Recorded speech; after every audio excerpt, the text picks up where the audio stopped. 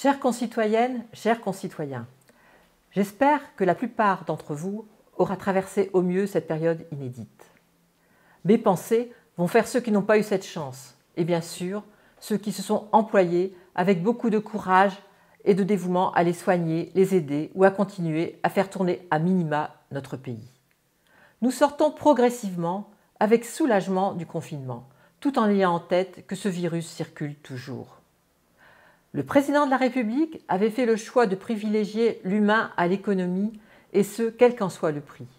Désormais, le gouvernement et le pays tout entier ont entamé une course contre la montre, car il s'agit de réussir impérativement la relance économique, afin que les chiffres de l'emploi se redressent.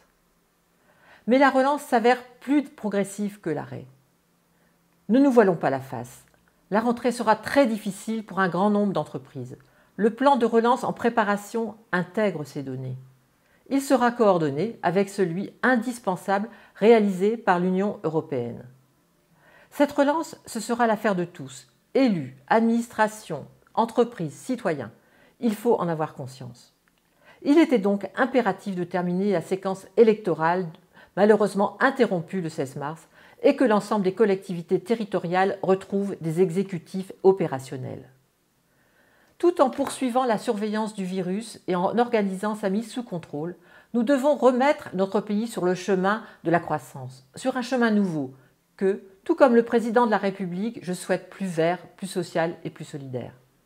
C'est Jean Castex, monsieur Covid pendant la crise, qui va avoir la lourde charge de relancer la machine France.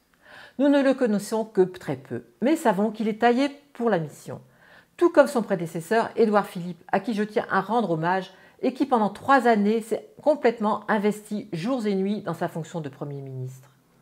Jean Castex va poursuivre et accélérer le travail bien engagé de transformation de notre pays. Simplification, décentralisation, différenciation et déconcentration, vues à travers le prisme de la solidarité et de l'environnement, seront nos priorités.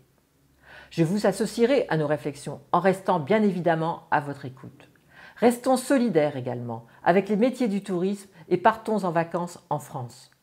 Je vous souhaite un bel été, apprenant, vivifiant, reposant. Surtout, continuez à prendre soin de vous et de vos proches. À bientôt.